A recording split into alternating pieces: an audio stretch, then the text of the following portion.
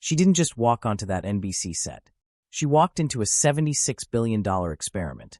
Before the first possession tipped off. Before the theme music rolled. Before the legends at the desk settled into their chairs under the bright Madison Square Garden lights, there was a question hanging over everything. Why her? Why would NBC, a network that hadn't aired an NBA game since 2002, return to basketball after more than 2 decades and center its most important relaunch around a 22-year-old WNBA player? Not a retired Hall of Famer. Not a former champion. Not a nostalgia-driven montage from the Jordan era. Caitlin Clark. And the critics were ready. They said she was too new, too young, too early in her career. They said NBC was forcing hype where it didn't belong. They said the league was overcorrecting, trying to manufacture a superstar instead of letting one grow naturally. But here's what most people missed. NBC wasn't chasing hype. They were executing strategy. That night at Madison Square Garden wasn't a feel-good cameo. It wasn't a publicity stunt. It wasn't a symbolic gesture about growing the women's game. It was positioning. Because when a company commits $76 billion over 11 years for NBA media rights, the largest deal in league history, they don't gamble casually. They calculate. They forecast. They stress test every decision. And when it comes time to relaunch a property that's been dormant for 23 years, they don't hope it works. They design it to. So the real story isn't that Caitlin Clark held her own. The real story is that NBC built a launch around her. And once you understand why, the entire narrative shifts. Because this wasn't about giving Clark an opportunity. It was about leveraging what she already represents. And that's where the $76 billion gamble begins to make sense. To understand the magnitude of that night, you have to go back more than 2 decades. In 2002, NBC aired its last NBA Finals game. For years before that, the network had been synonymous with professional basketball. The iconic theme music. The Sunday showcase games. The feeling that when NBC aired the NBA, it meant something big was happening. Then it was gone. For 23 years, NBC stayed out of the NBA broadcast rotation. Other networks took control. Generations of fans grew up without associating NBC with pro basketball at all. So when the league announced an 11-year, $76 billion media rights agreement, the largest in NBA history, and NBC was back in the mix, this wasn't just another contract. This was a resurrection. And resurrection comes with pressure. You don't re-enter the NBA space quietly after 2 decades. You don't tiptoe back into relevance. You have one chance to remind viewers why you matter. So the question became, how do you relaunch something that powerful in a media landscape that looks nothing like it did in 2002? Because here's the reality. It's not 1998 anymore. You can't rely on nostalgia alone. You can't just roll out highlight packages of Michael Jordan or Kobe Bryant and assume audiences will lock in. The modern sports viewer is fragmented. Streaming exists. Social media clips dominate attention. Younger audiences don't watch the way previous generations did. NBC wasn't just competing with ESPN. They were competing with TikTok, with YouTube highlights, with second-screen culture.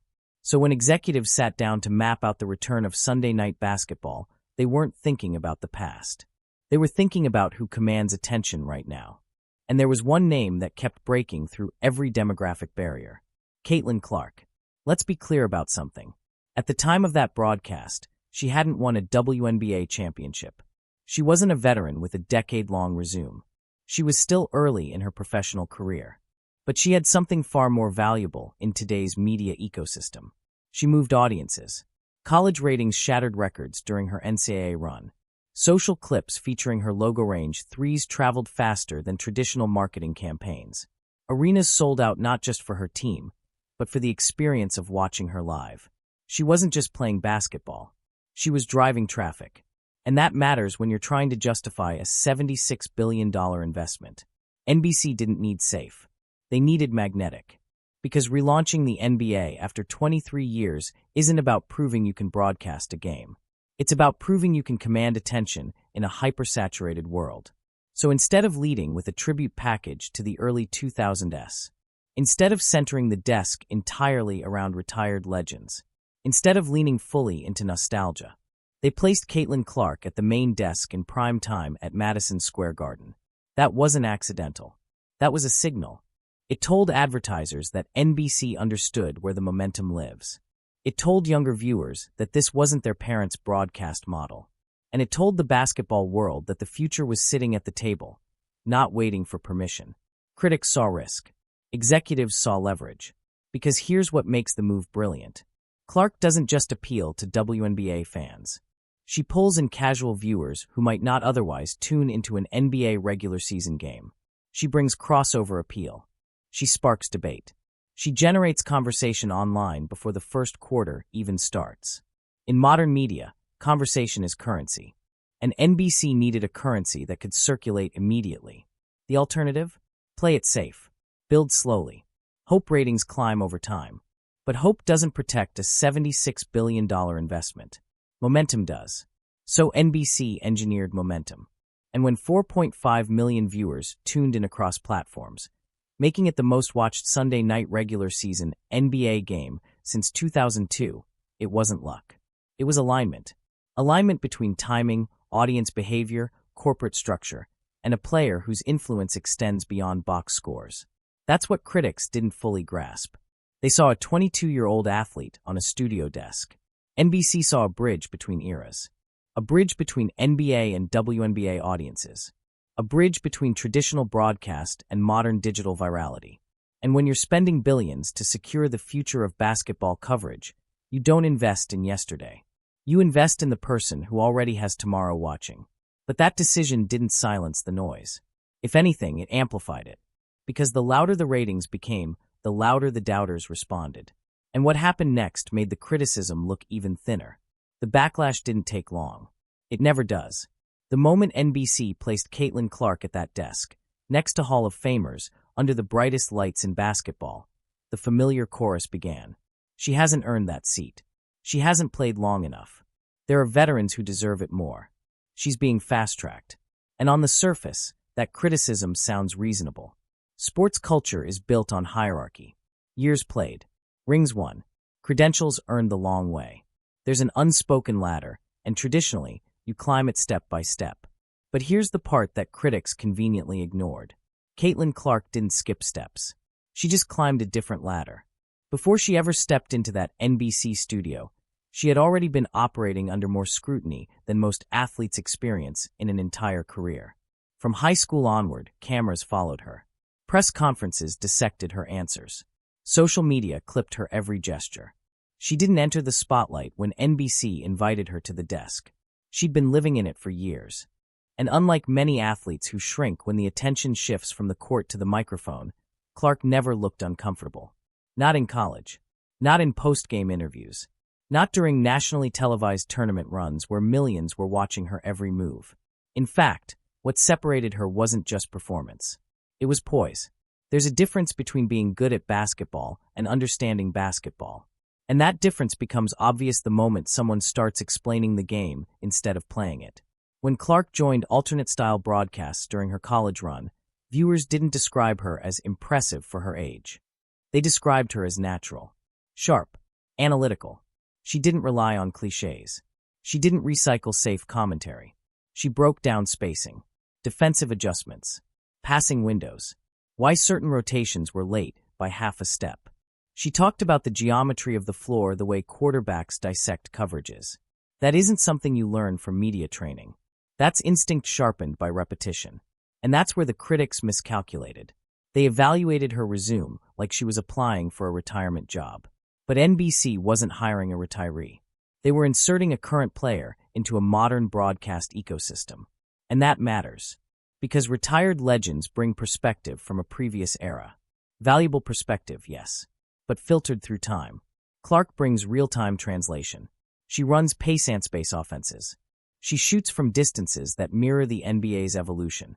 She operates in systems built on movement, spacing, and quick decision-making, the same principles dominating today's league. When she analyzes an NBA possession, she isn't reaching back 15 years. She's speaking from this morning's practice. That subtle difference changes the entire dynamic of a broadcast. And here's something else that doesn't get talked about enough. Body language. Watch the footage closely. When she speaks, the veterans don't patronize her. They don't nod politely and pivot. They engage. They respond. They build on her points. You can't fake that. Professional athletes know instantly whether someone understands the game or is just repeating talking points. And in those exchanges, there wasn't hesitation. There was respect. That doesn't happen because of hype. It happens because substance is obvious. But the loudest criticism wasn't really about experience. It was about timing. There's a certain discomfort when someone rises faster than tradition expects. It unsettles the order. It disrupts the usual timeline. And Clark's ascent hasn't followed a slow, predictable curve. It's been vertical. Record-breaking college ratings. Immediate professional attention. National marketing campaigns. Cross-league interest. And now primetime NBA analysis. To some, that pace feels unnatural. To executives, it feels like momentum. And momentum in media is fragile. You either harness it when it peaks, or you watch it move to someone else. NBC understood that hesitation would cost them more than boldness. Because here's the uncomfortable truth for critics. The audience doesn't care about traditional timelines. The audience cares about who they're already watching. And millions were already watching Caitlin Clark. The argument that she hasn't earned it assumes earning happens quietly over time. But in modern sports culture, earning can happen publicly and explosively. She earned it in sold-out arenas. She earned it in record-breaking broadcasts. She earned it in the kind of viral moments networks can't manufacture with nostalgia packages. And here's the part that shifts the conversation entirely. NBC didn't position her as a ceremonial guest. They positioned her as part of the desk. There's a difference. A guest appearance is symbolic. A seat at the table is strategic. They didn't treat her like a novelty. They treated her like an asset. And when you look at the bigger picture, the corporate partnerships, the long-term rights deal, the effort to modernize the broadcast identity, that choice makes even more sense. Because if you're relaunching Sunday Night Basketball for a new era, you don't just bring back what worked in 2002. You introduce who defines 2026. And that's what critics underestimated. They thought NBC was making a sentimental play. In reality, NBC was making a forward-looking one. But opinions can only argue for so long. Because eventually, something louder than commentary enters the picture. Numbers. And when those numbers hit, the conversation shifted again. Criticism is loud, but numbers are louder. Because opinions can debate all night. Ratings don't. When the broadcast numbers came in, the conversation shifted almost instantly. 4.5 million viewers across NBC and Telemundo. Let that sit for a second. Not playoff numbers. Not finals numbers. A regular season Sunday night NBA game. And not just any regular season game. The most watched Sunday night regular season NBA broadcast since 2002. 23 years. That's not a spike. That's a statement. Now here's where it gets interesting. People immediately tried to credit the matchup. Lakers versus Knicks. LeBron James at Madison Square Garden. Historic arena. Big market energy. All valid. But here's the uncomfortable question critics avoided. If it were only about the matchup, why hadn't those numbers been hit before? Big market teams have played on national television countless times over the past 2 decades. LeBron has stepped into Madison Square Garden before. Rivalries have existed long before this night. So why did this one feel different? Because this broadcast wasn't positioned like a typical game. It was an event, and events are built intentionally. From the moment NBC began promoting Sunday Night Basketball's return, Clark's presence wasn't hidden in fine print. It was highlighted. It was teased. It was framed as part of the relaunch. That matters, because in modern media, anticipation drives turnout. You don't just advertise the game anymore. You advertise the moment. And Clark's appearance added a layer that expanded the audience beyond traditional NBA viewers. Here's something executives understand that critics rarely factor in. Crossover attention is exponential. Clark doesn't just bring WNBA fans. She brings casual viewers who followed her college run. She brings younger demographics who consume basketball through clips and viral highlights. She brings debate. She brings curiosity. And curiosity turns into clicks. Clicks turn into tune-ins. Tune-ins turn into ratings. But the significance of 4.5 million viewers goes deeper than bragging rights. Because this wasn't just about viewership. It was about validation. NBC had just committed to an 11-year, $76 billion agreement, the largest in NBA media history. That number wasn't symbolic. It was strategic. It meant advertisers were watching closely.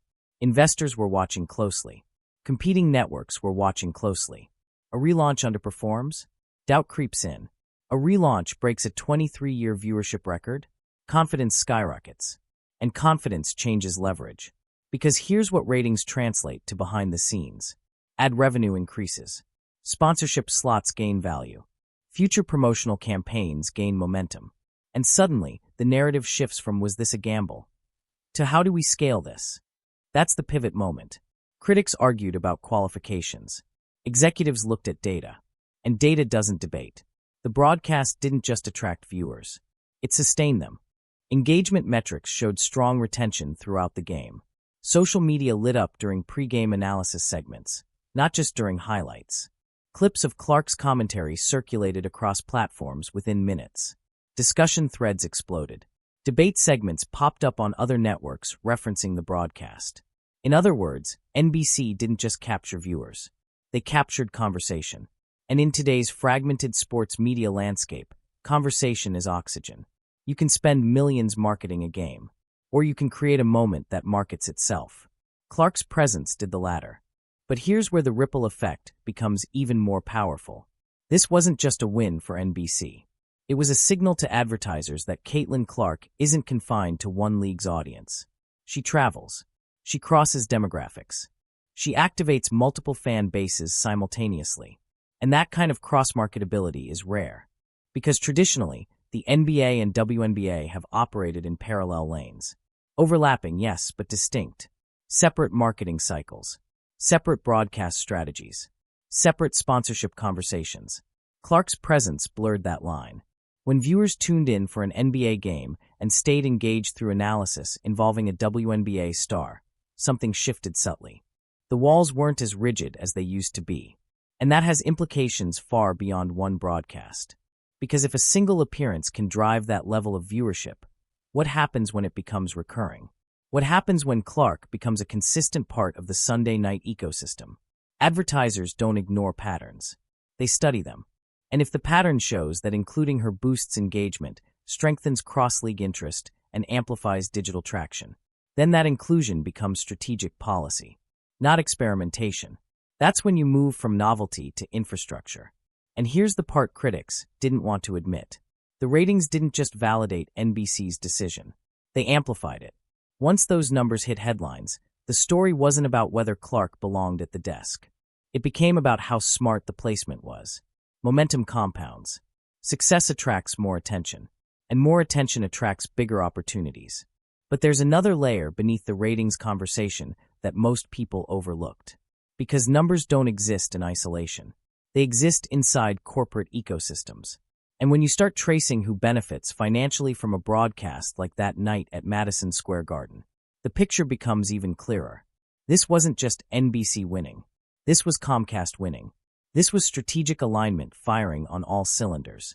And that's where the corporate thread starts tightening.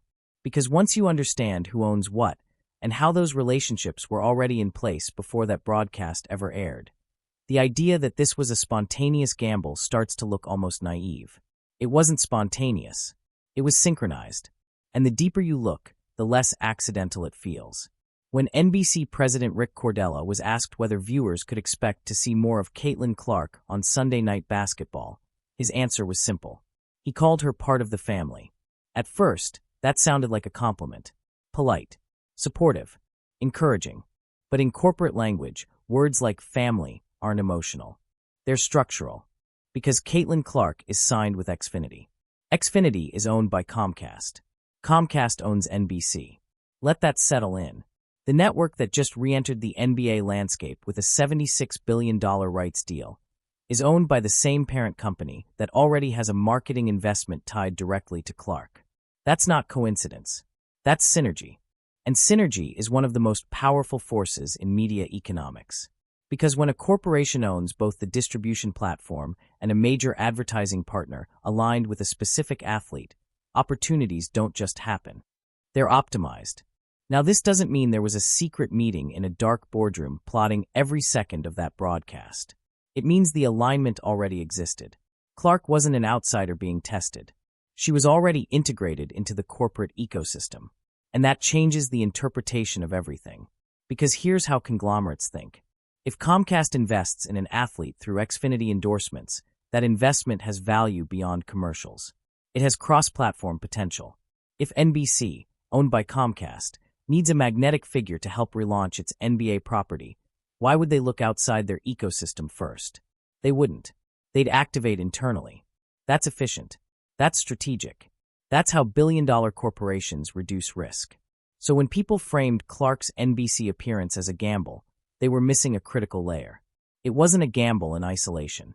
It was an extension of a relationship already in place, an extension of marketing dollars already spent, an extension of brand alignment already negotiated. In corporate strategy, that's called vertical integration. And vertical integration protects investments. Because think about the alternative. NBC spends billions on NBA rights.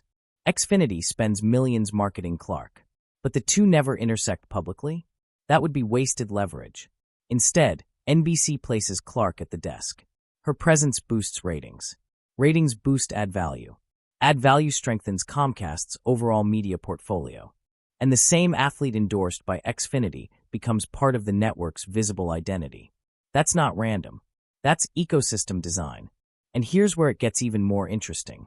Clark benefits just as much. Most athletes build media careers after retirement. They spend 10 to 15 years focused solely on playing, then transition to broadcasting later. Clark is doing both simultaneously. At 22. That's rare. And it creates something powerful. A dual-track career. Every strong on-court performance feeds her media credibility. Every strong media appearance feeds her visibility on the court. It's a flywheel. And flywheels don't need constant pushing once they gain speed. They spin on momentum. NBC's broadcast gave that flywheel another shove. Because millions of NBA viewers who may not regularly watch WNBA games just saw Clark in a new context. Not as a prospect, not as a college sensation, but as an authority. That subtle shift changes perception, and perception changes influence. But the corporate alignment goes beyond simple endorsement logic. Because Comcast isn't just protecting marketing dollars. They're positioning for the future of basketball media. Look ahead to 2026. The NBA and WNBA media landscapes are shifting. Negotiations are evolving. Audience behaviors are changing rapidly. Streaming competition is intensifying. If Clark continues drawing record-breaking attention across both leagues, her influence isn't confined to one broadcast. She becomes leverage. Leverage in sponsorship talks. Leverage in programming decisions. Leverage in cross-league promotional strategies. And that leverage benefits everyone inside the corporate circle. So when Cordella used the word family, it wasn't sentimental. It was literal. Clark exists within Comcast's commercial orbit. And placing her at the forefront of NBC's NBA relaunch wasn't a risky experiment. It was maximizing internal alignment. But there's another thread connected to that night that hasn't been fully unraveled. Because while the corporate ecosystem was aligning behind the scenes, there was another powerhouse brand lurking quietly in the background. Nike. And once that piece enters the equation, the strategy looks even more layered. Because producer Sam Flood mentioned they were hoping to have Clark with a basketball in her hand on set. Just a casual detail. But online communities didn't treat it casually. Sneaker forums lit up. Basketball insiders speculated. Because timing matters in product launches. And Madison Square Garden, national television, record-setting ratings. That's not just a broadcast platform. That's a launch pad. And if there was ever a moment designed for something bigger than analysis, it was that night. Before the broadcast even tipped off, one small comment triggered a wave of speculation. NBC producer Sam Flood mentioned they were hoping to have Caitlin Clark with a basketball in her hand on set. That detail didn't sound explosive. But in the sneaker world, details like that are never random. Because Nike has been unusually quiet. No clear signature shoe launch date. No major televised reveal. No dramatic unveiling. And for a player with Clark's momentum, silence creates tension. Now think about the setting. Madison Square Garden. National television. Record-setting relaunch broadcast. Millions of viewers across NBC and Telemundo. A return to Sunday night basketball after 23 years. If you were designing the perfect launch pad for a signature sneaker, would you build something different? Probably not. Because the best product launches don't just introduce a shoe. They create a cultural imprint. The original Air Jordan moment wasn't just about footwear. It was about visibility. It was about timing. It was about placing a player in front of a massive audience and letting the moment breathe. And while Clark didn't debut a signature shoe that night, the speculation alone reveals something important. People expect it. They expect her moments to be historic now. That's a level of anticipation very few athletes ever reach. Nike understands narrative better than almost any company in sports history. They don't rush launches unless the timing multiplies impact. And what NBC created that night was a multiplication environment. Massive audience, crossover viewership, corporate synergy, generational symbolism. Even without a shoe reveal, the framework was there. And that matters. Because when brands begin aligning their biggest assets around the same athlete, network exposure, endorsement integration, national broadcast positioning, it signals confidence and longevity. Nike doesn't build signature lines around short-term hype. They build them around cultural anchors. And Clark is starting to look like one. But here's where this goes beyond footwear. The speculation itself created conversation. Conversation creates digital traffic. Digital traffic creates relevance. And relevance strengthens positioning for the next moment. It's strategic patience. Because when the signature finally does drop, whether it's weeks or months later, the groundwork will already be layered with anticipation. That MSG broadcast may not have been the reveal, but it felt like a prelude. And preludes are intentional. Now zoom out. You have NBC relaunching NBA coverage around her presence. You have Comcast activating existing endorsement ties. You have Nike quietly building tension around a potential signature line. That's not accidental overlap. That's ecosystem stacking. And ecosystem stacking creates dominance. Because when multiple power centers align around one athlete simultaneously, the influence compounds. Clark isn't just benefiting from exposure. She's becoming infrastructure within multiple industries at once. Broadcast media, corporate marketing, sneaker culture, league cross-promotion. And that's where this story stops being about proving critics wrong. It becomes about redefining hierarchy. Because traditionally, NBA culture has operated in a clear structure. The NBA sits at the top of basketball visibility. The WNBA operates in a parallel, often separate lane. Signature shoes in mainstream sneaker culture skew heavily male and NBA-centered. Primetime analysis desks are dominated by retired male legends. Clark's positioning quietly disrupts every one of those norms. She's a current WNBA player analyzing NBA games in prime time. She's driving record ratings in an NBA broadcast relaunch. She's potentially on the verge of a signature shoe moment that sneaker culture is already anticipating. That's not incremental progress. That's structural shift. And shifts like that don't happen loudly at first. They happen subtly. Through ratings. Through placement. Through repetition. But here's the real question underneath all of this. What happens if this isn't a one-time surge? What happens if Clark becomes a consistent fixture in cross-league media? Because that's when leverage changes. If networks realize her presence boosts engagement across both NBA and WNBA audiences, future media negotiations start looking different. Future sponsorship packages start looking different. Future broadcast formats start looking different. And when 2026 arrives, when media landscapes evolve again, Clark may not just be part of the conversation. She may be central to it. That's the long game. NBC didn't just feature her. They positioned her inside the relaunch of their most valuable sports property. Nike didn't rush a moment. They let anticipation build in a setting built for magnitude. Comcast didn't separate its endorsement strategy from its broadcast platform. They integrated it. When that many powerful entities move in synchronized timing, the story stops being about hype. It becomes about vision. And if this vision plays out the way the early signs suggest, the February 1st broadcast won't be remembered as the night Clark held her own. It'll be remembered as the night the hierarchy quietly started shifting. Most people watched that night and saw a successful debut. Strong ratings, clean analysis, big names, electric arena. But what happened underneath the surface was far more important. Because this wasn't just NBC testing a personality. It was the beginning of a structural shift in how basketball influence works. For decades, the hierarchy was simple. The NBA sat at the top of the visibility pyramid. WNBA stars built loyal fan bases, but rarely crossed into mainstream NBA broadcast ecosystems. Media careers began after playing careers ended. There were lanes, and you stayed in yours. Clark doesn't stay in lanes. She overlaps them. And that overlap is what makes executives pay attention. Because when one athlete begins pulling audiences across boundaries that were once rigid, those boundaries start weakening. And weakened boundaries create opportunity. Here's what makes this different from previous crossover moments. This wasn't an honorary appearance. It wasn't symbolic representation. It wasn't a ceremonial, let's grow the women's game segment. It was positioning inside the NBA's relaunch. That matters. Because perception is power in sports media. If viewers subconsciously begin associating Clark with primetime NBA analysis, her influence expands beyond her league. And influence isn't measured in points per game. It's measured in attention share. Clark's attention share is expanding. And here's why that's significant for 2026 and beyond. Media rights negotiations are driven by audience data. Audience data now shows that a WNBA player can be part of an NBA broadcast and help deliver record-setting numbers. That's leverage.